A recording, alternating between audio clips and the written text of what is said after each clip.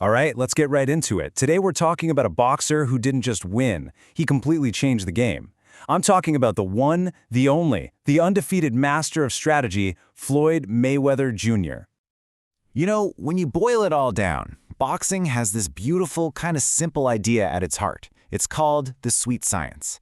It's not just about who's strongest. It's about this one principle: hit and don't get hit back.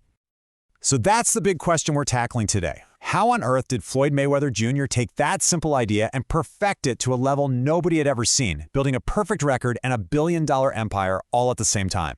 Let's break it down. To really get this, we gotta go back. Not to Vegas, not to the sold-out arenas, but to a gritty gym in Grand Rapids, Michigan. This is where the legend of an untouchable fighter began. See, for a young Floyd, boxing wasn't just a sport. It was in his blood.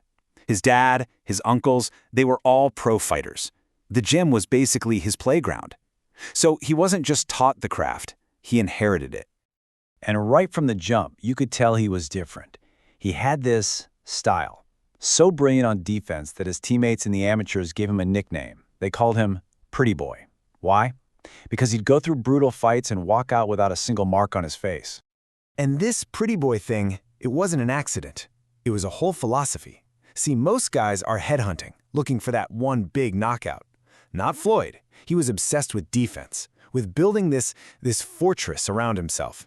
He perfected moves like the famous shoulder roll, where he'd use his shoulder to block punches. Opponents thought they had a clean shot, but they were just hitting bone. It made him a ghost in the ring, right from the start. But here's the thing. Being the best offensive fighter in the world, that wasn't the endgame. A huge shift was coming. One that would change not just his career, but the entire business of boxing. This is the story of how Pretty Boy became money. It all kind of kicked off at the 1996 Olympics. He gets this, let's just say, very controversial loss, ends up with a bronze medal, and it teaches him a lesson he never forgot. If you want real control, you have to be in control. So he does something nobody thought was possible. He pays $750,000 of his own money to buy himself out of his promotional contract. It was a massive gamble, but it meant he was finally his own boss. And that was the pivot.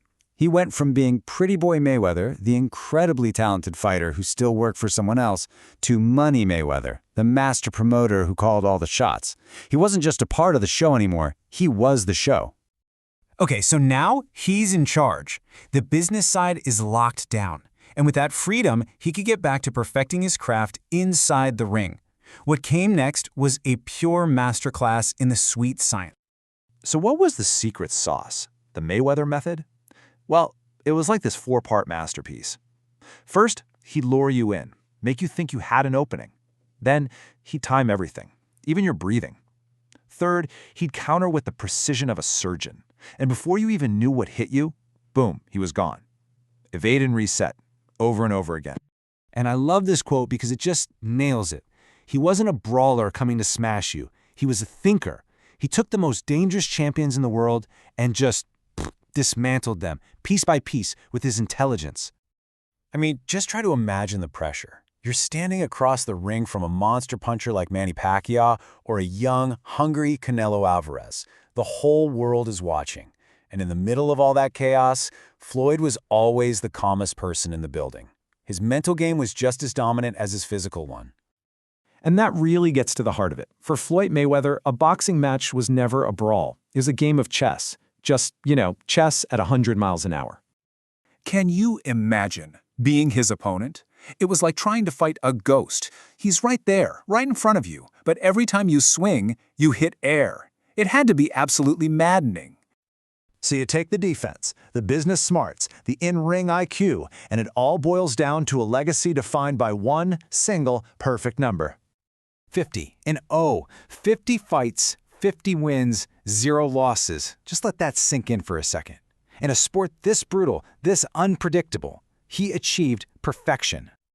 But that number, 50 and 0, it means so much more than just a perfect record. It means total domination across 5 different weight classes. It means achieving financial independence that no boxer had ever dreamed of. And maybe the most important thing of all, it means retiring from one of the most dangerous sports on earth with his health and his wealth totally intact. He created a whole new blueprint for what an athlete's career could look like. And that, at the end of the day, might be his greatest contribution. He completely rewrote the story. He proved that a legendary boxing career didn't have to end in tragedy. It could be a game of chess where the smartest guy on the board walks away the winner.